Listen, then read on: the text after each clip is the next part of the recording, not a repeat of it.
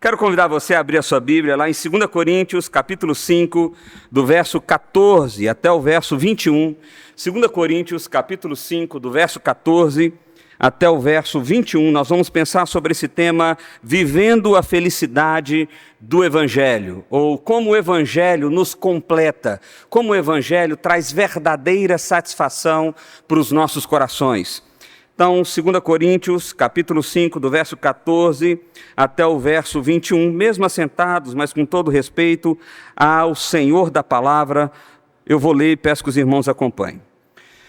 Pois o amor de Cristo nos constrange, julgando nós a isto.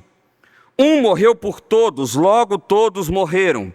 E ele morreu por todos, para que os que vivem não vivam mais para si mesmos, mas para aquele que ele morreu e ressuscitou. Assim que nós, daqui por diante, a ninguém conhecemos segundo a carne. E se antes conhecemos Cristo segundo a carne, já agora não conhecemos desse modo. E assim, se alguém está em Cristo, é nova criatura. As coisas antigas já passaram, e eis que se fizeram novas. Ora, tudo provém de Deus, que nos reconciliou consigo mesmo por meio de Cristo e nos deu o ministério da reconciliação. A saber que Deus estava em Cristo, reconciliando consigo o mundo, não imputando aos homens as suas transgressões, e nos confiou a palavra da reconciliação, de sorte que somos embaixadores em nome de Cristo, como se Deus exortasse por nosso intermédio.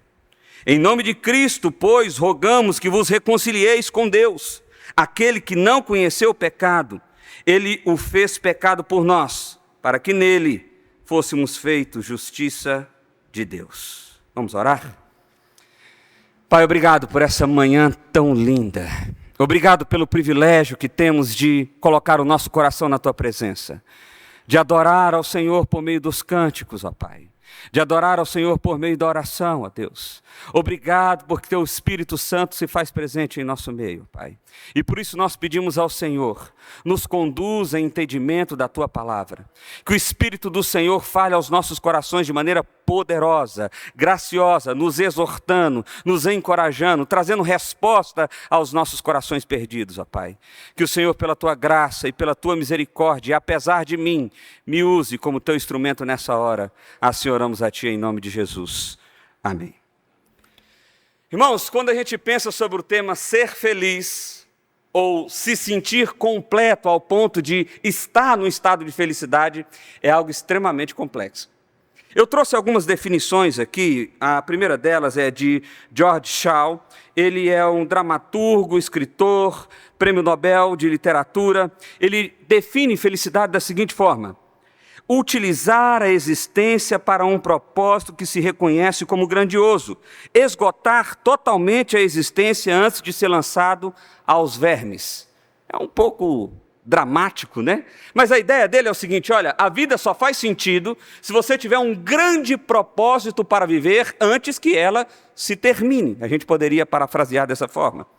Um outro filósofo, pensador chamado Bertrand Russell, ele diz o seguinte: enquanto você não admite Deus, a questão a respeito do propósito da vida fica sem sentido. Apesar dele ser ateu, ele admite que a ideia de existência de Deus traz sentido e significado para a nossa existência.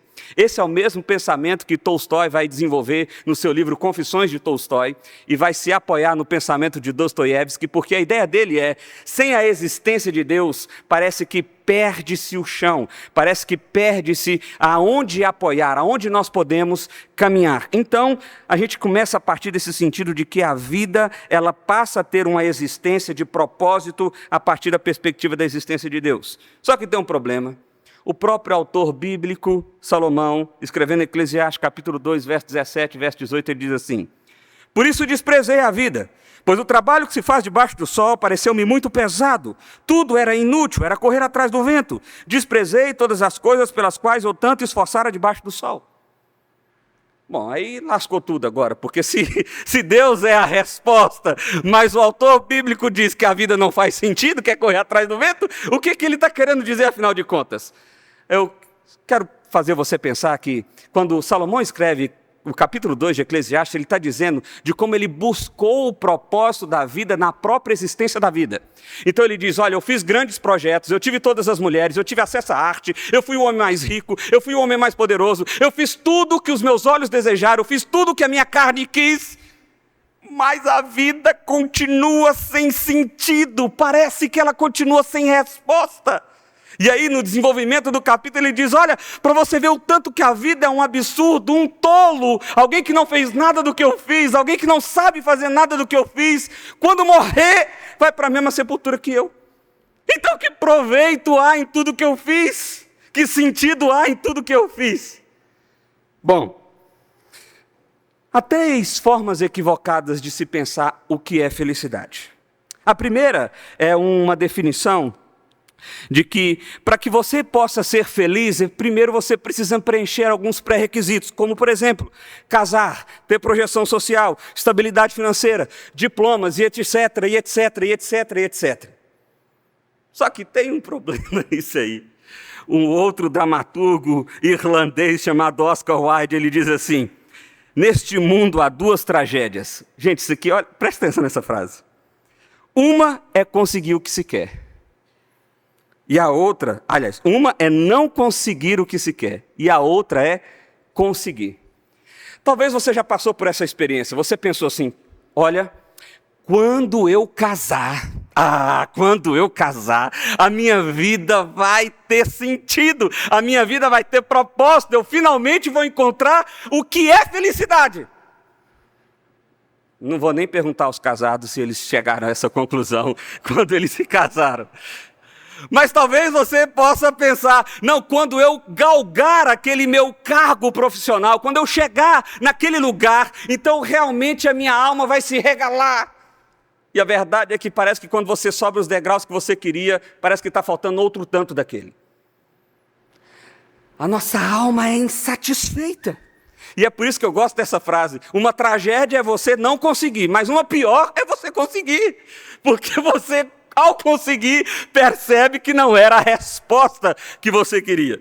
Mas alguém vai dizer assim, bom, então para ser feliz, você precisa encontrar um estado de paz, perene, o tempo inteiro. É alguém que é zen. Eu não sei se vocês já viram, tem um vídeo que circulou pela internet de uma mãe que vai falar sobre paz, e ela vai começar dizendo assim, olha, nós precisamos ter paciência, nós precisamos viver tranquilo. Cala a boca, menino, nós precisamos ficar em paz. Peraí, aí o menino começa a fazer bagunça, e aí acabou a paz, acabou a perenidade. A verdade é que é muito difícil a gente passar um dia nessa vida sem ter um momento de transtorno, de inquietude da alma. E aí a gente vai para um pensamento ainda mais fatalista, que pode ser, para ser feliz é preciso um destino aleatório. Não, as pessoas que são felizes é porque elas nasceram para isso. E eu dei azar na vida. Eu não nasci no lugar que eu queria, eu não tive as condições que eu poderia, eu não tive as oportunidades que eu tanto desejei. E paciência. É isso, para mim o que resta é tristeza, e está tudo certo. Talvez você pode ainda pensar que isso é felicidade. Mas existem algumas soluções sobre encontrar essa completude do coração, esse significado da existência, ou essa felicidade. Algumas soluções equivocadas. A primeira delas é a autoajuda. Você tem em seu interior todos os recursos de que precisa para alcançar o sucesso. Mude o seu modo de pensar e você mudará o mundo. Basta você encontrar a força interior que existe dentro de você. Assim que você acessá-la, uma espécie de portal dimensional vai se abrir e você finalmente será feliz. Se eu não fosse pastor, ia dar um bom coach, não ia? Nós temos muito desse discurso, mas a verdade é que quando a gente acessa o nosso interior, e se você faz isso de forma sincera, tem muita coisa ruim que você vê lá dentro, e você começa a perceber que a resposta não está ali. Mas alguns vão dizer que não. Para ser feliz, para achar sentido, significado para a existência, o que nós precisamos é de qualidade de vida. Reeducação alimentar, medidas alternativas, exercícios físicos sistemáticos, descanso, lazer e tudo isso. É aquela galera que acorda 5 horas da manhã para pedalar. Eu já fiz isso uma vez, para nunca mais. Sabe, se eu encontrar a medida certa de como o meu corpo fica bem, de como eu me sinto estável, a serotonina, não sei o que, não sei das quantas, o cérebro vai começar a fazer um negócio aqui e eu vou ficar feliz. Eu estou hospedado num hotel aqui chamado Heritage, do lado tem um negócio de comida vegana. Da hora que eu cheguei, ontem, umas 2 da tarde, até ontem, quando eu saí do hotel e voltei, umas 8h30 da noite, tinha fila para entrar naquele lugar. Eu quase que entrei na fila, eu falei, deve ter alguma coisa aqui muito boa desse negócio. Mas eu penso que é parte desse discurso, de que se eu tiver, de fato, qualidade de vida, e eu não estou dizendo nada ruim contra quem faz exercício, tá bom? Quem come bem, está tudo certo. O problema é o sentido ou o significado se repousar sobre essa realidade. Ainda tenho a galera do Let It Be, deixa ser. Essa é a turma da qual Lobão escreveu em sua música. Vida boa, vida breve, já que eu não posso te levar, quero que você me leve. É a galera que vai enfiar a cara no pó, é a galera que vai encher a cara, é a galera que vai curtir a noitada, é a galera que vai de cama em cama, buscando sentido, significado para a sua existência. E mais uma vez, é uma busca interminável, porque não existe sentido em nenhuma dessas coisas. E aí tem a galera da pseudo-transcendência. É uma espiritualidade contemporânea, reservada a muitos lugares de crédulos, que traz conforto, uma espécie de fé mágica. Lá em Goiás a gente tem um negócio chamado Santo Daime. Não sei se por aqui vocês conhecem isso.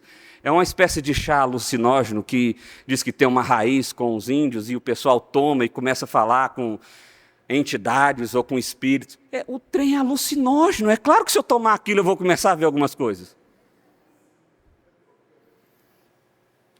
Mas como isso está na moda, para trazer algum nível de satisfação, completude para o coração. E por fim nós temos as causas nobres. É a galera o seguinte, não, a vida faz sentido quando eu abraço a fraternidade, quando eu ajudo, quando eu colaboro. Então, à medida que eu sirvo o outro, é isso que faz com que eu me sinta feliz, ou ache propósito e significado. Se você tiver que escolher uma dessas, escolhe essa última, porque pelo menos você está fazendo bem para alguém. Você vai continuar vazio, você vai continuar buscando resposta, mas pelo menos você está fazendo bem para alguém. Todas essas aqui são pseudo-soluções. São soluções equivocadas, porque o Evangelho me mostra uma nova realidade. E você deve estar pensando, gente, esse cara não leu o texto, ele não ia falar sobre isso em algum momento? É agora, abre lá sua Bíblia, 2 Coríntios. A gente volta novamente para o nosso verso 14, ele diz assim, pois o amor de Cristo nos constrange, julgando nós a isto, um morreu por todos, logo todos morreram.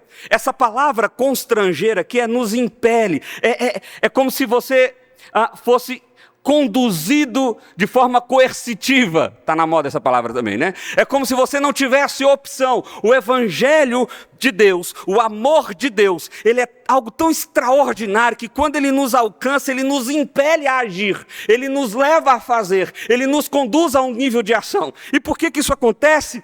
Por causa da obra de Cristo, porque esse amor é grande demais. Porque quando a gente olha para a realidade da existência a partir da narrativa bíblica, nós vamos ver que Deus criou todas as coisas.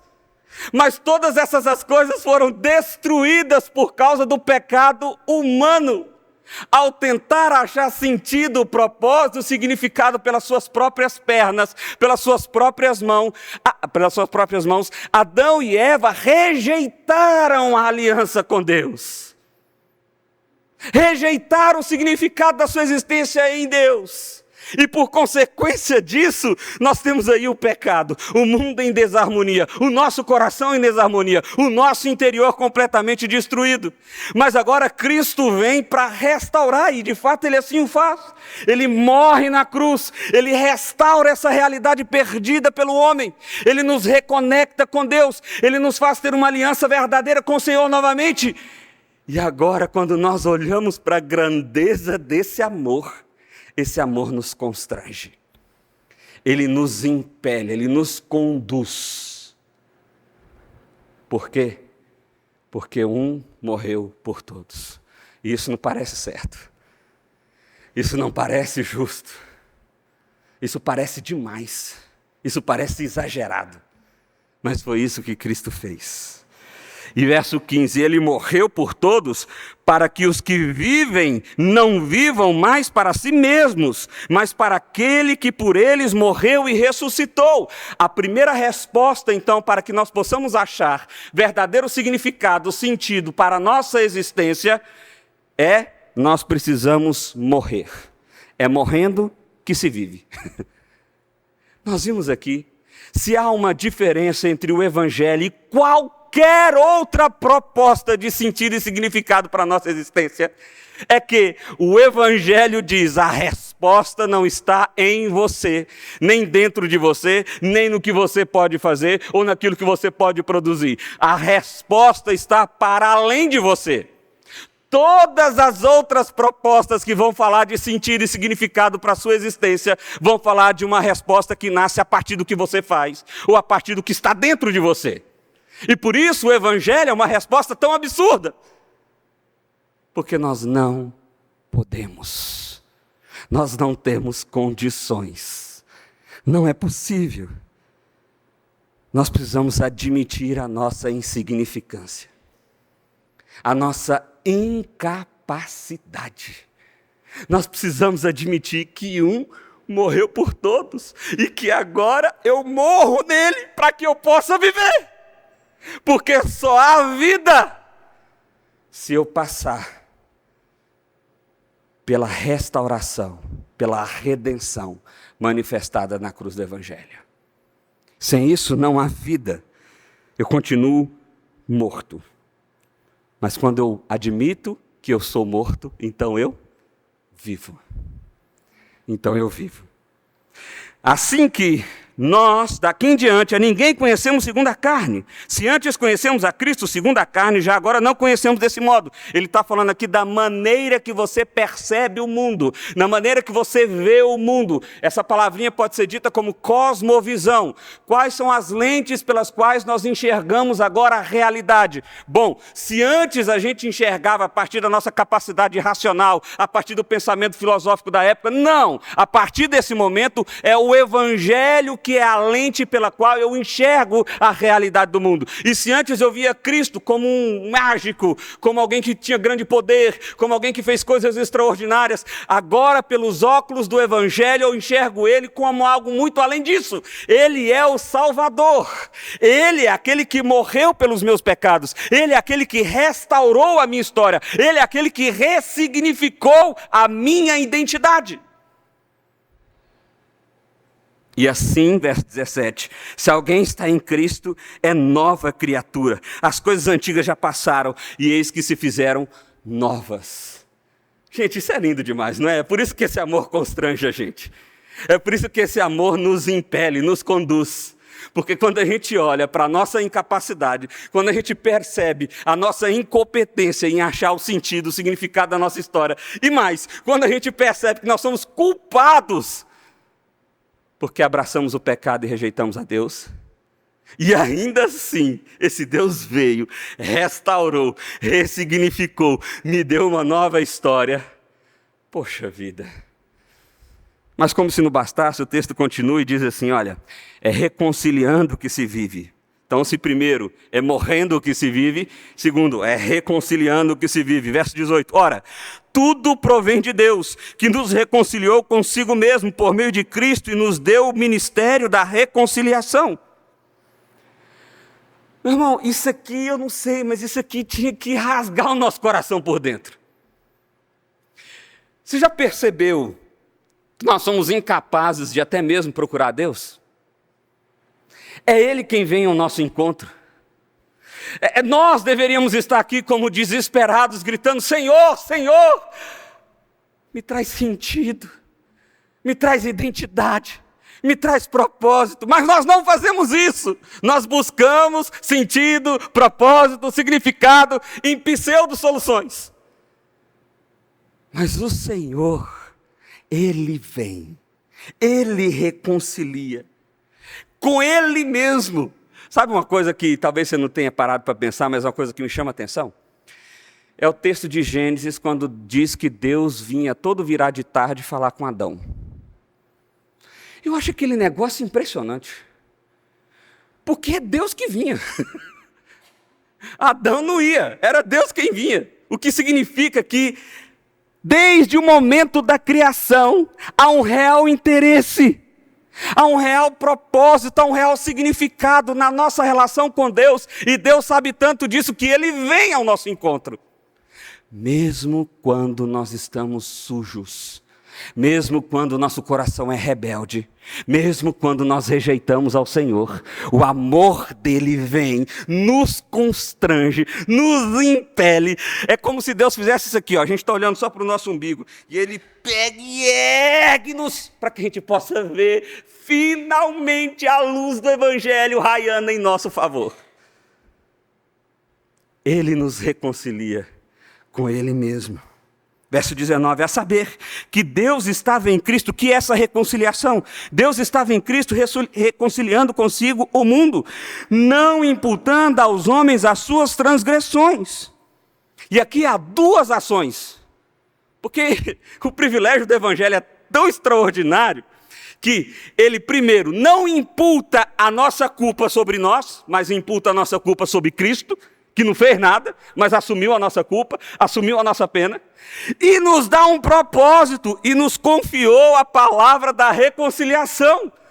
Não é bem assim: olha, vem aqui, eu vou te salvar, mas agora senta, fica quietinho, não faz mais besteira não, pelo amor de Deus.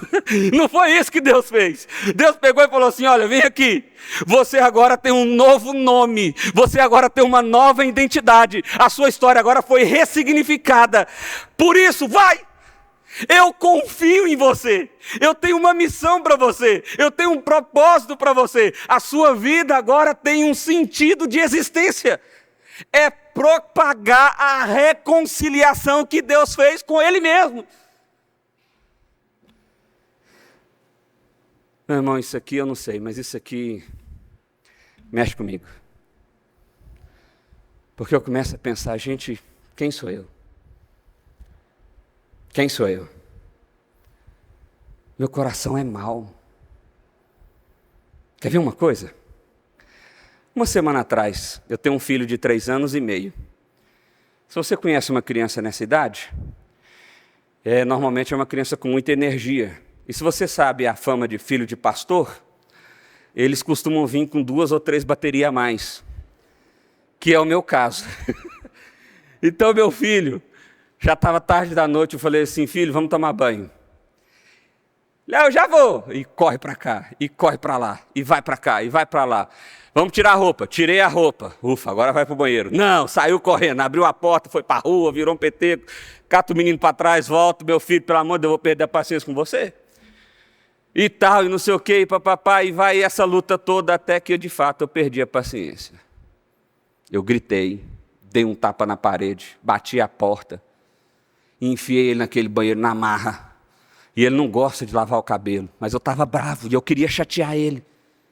Então lavei o cabelo dele na marra, e ele gritava, e ele chorava, e ele berrava. E eu falava: grita mais que eu vou te arrebentar no meio. Não pode fazer isso não, né? Está na internet, não pode não. Esqueci. É figurativamente isso, tá, gente? É ilustração isso aqui. E aí, peguei ele, levei para o quarto. Na hora de pôr a roupa, ele já estava com medo de mim. A palavra era essa: com medo de mim. Ele ficava assim. Quando eu me dei conta, eu olhei para ele, e a única coisa que eu pensei foi: Deus jamais faria isso comigo. Deus jamais faria isso comigo. Então eu sentei na frente dele e falei: filho, eu quero te pedir perdão, porque o papai falhou. Papai não podia ter gritado, papai não podia ter irritado você, papai não podia ter batido a porta. O papai falhou.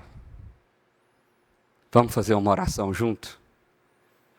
Ele estava com medo, então ele sentou, ele fez a oração, pusemos a roupa. Mas o meu coração é mau, meu irmão. Se eu fosse Deus, eu não ia me salvar. Se eu fosse Deus, eu não ia reconciliar comigo mesmo, não. Se eu fosse Deus, eu ia me mandar para o quinto dos infernos. Mas eu não sou Deus, e graças a Deus por isso. Porque Ele é Deus, e a graça dEle é tão grande, a graça dEle é tão extraordinária, que Ele não imputou os meus pecados, que são meus, sobre mim, mas Ele o fez sobre Cristo. E não só isso, Ele confiou em mim a missão de Cristo, de pregar, de propagar o ministério da reconciliação. Em terceiro lugar, Paulo diz que é sendo embaixador que se vive. Então é morrendo que se vive, é reconciliando que se vive e é sendo embaixador que se vive. Olha o que diz o verso 20. De sorte que somos embaixadores em nome de Cristo, como se Deus exortasse por nosso intermédio. Você está entendendo a confiança de Deus em você?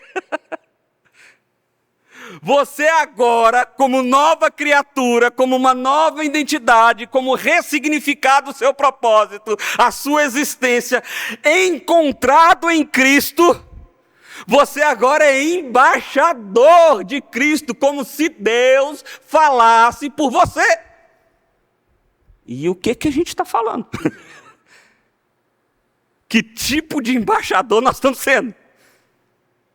Sabe, tem um negócio, eu lido muito com casais, e é bem comum a gente estar com um casal assim reunido, num momento de aconselhamento, e o marido ou a esposa diz assim: pastor, mas eu não concordo, que eu acho que eu tenho que fazer isso não, você tem que ver meu lado também. Olha aí o jeito que ela é. Aí se é o marido, eu falo assim: então, a culpa é sua, porque a Bíblia diz que você é responsável pelo lar. E se Deus viesse ter uma reunião com você daqui 1 hora, Ele não ia chamar ela não, ia chamar só você. Porque foi assim que Ele fez com Adão. E é assim que Ele faz com o dia de hoje. Não, pastor, mas eu não concordo com isso não. Então não fala que é crente. Então não fala que crê em Jesus. Porque se eu sou cristão, se a minha vida é do Senhor, eu sou embaixador dEle, como se Deus falasse através de mim. Olha o tamanho da responsabilidade que eu e você temos. Aconteceu uma cena uma vez, a gente sempre vai viajar para Caldas Novas com a família. Caldas Novas é a nossa praia em Goiás, tá? E aí a gente sempre almoça no mesmo restaurante, lá tem a dona Ana, que é a dona do restaurante.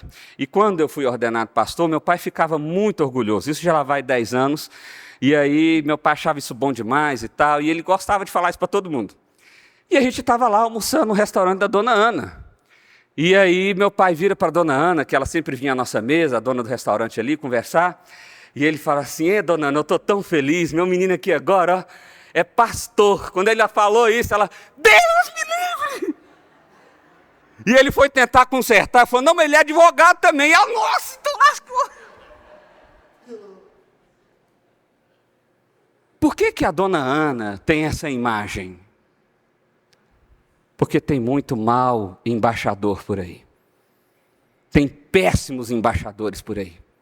Pessoas que não entenderam a grandeza do amor de Deus e como esse amor ressignificou a identidade de quem ela é.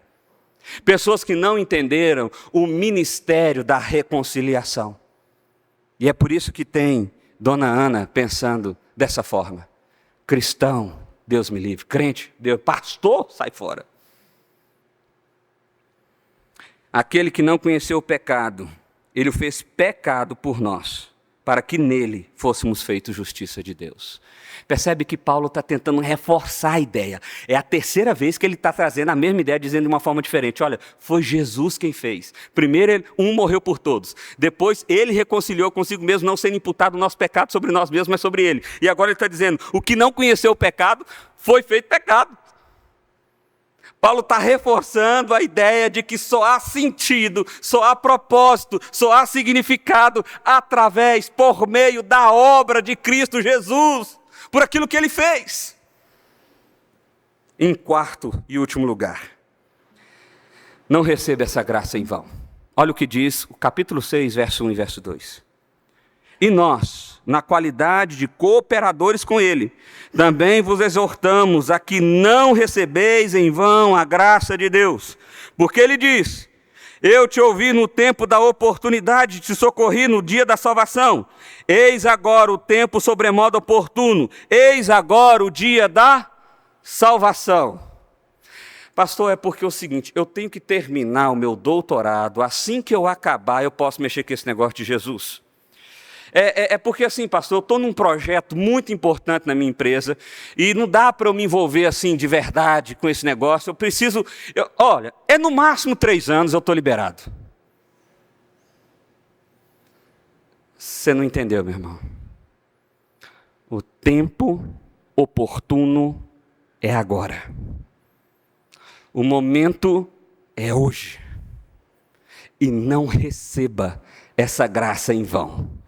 Porque agora, quem faz parte aqui desse plenário, já era.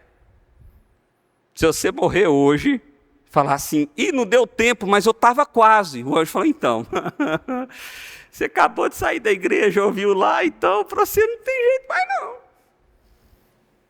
Porque você já está sabendo. O tempo é agora, o momento é hoje.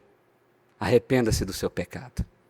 Eu quero concluir com algumas aplicações. Primeiro, o segredo da felicidade não está em nos encontrarmos em nós mesmos, mas está em nos encontrarmos no Evangelho de Cristo.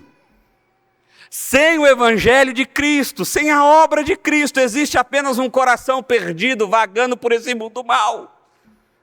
Sem o Evangelho de Cristo, existe apenas uma busca interminável por algo que você não vai encontrar. Sem o Evangelho de Cristo, nós somos e permaneceremos completamente perdidos. Segundo, morra para você, morra para as suas vontades, morra para os seus desejos, morra para os seus sonhos, porque o seu chamado agora é muito maior do que isso. Você é embaixador do Deus Criador. Você agora tem uma nova identidade forjada pelo Evangelho de Cristo Jesus. Você agora é alguém muito mais importante do que você pensa que é, porque você agora é filho de Deus, amado por Deus, herdeiro do seu eterno, chamado a proclamar a verdade dessa salvação. Terceiro, fomos chamados para sermos embaixadores do Criador. Que privilégio maior poderíamos ter? O que poderia trazer mais significado para as nossas vidas? O que, meu irmão? O que pode trazer mais significado para você? Comprar mais alguma coisa? Conseguir mais um diploma? Casar de novo? Não é possível, você ainda não entendeu. Você é embaixador de Cristo. E não há nada que possa trazer mais sentido para a sua existência do que isso. Quarto, onde você está buscando o propósito da sua felicidade? Paulo está mostrando para nós que não existe propósito fora do Evangelho. Fora do Evangelho existe apenas vazio e dor. E isso eu sei que você já conhece. Vazio e dor. Fora do Evangelho é isso que existe. Quinto, não receba a graça do Evangelho em vão. Abrace o Evangelho de Jesus agora mesmo, nesse momento. E olha que coisa linda, nós vamos justamente celebrar a ceia do Senhor.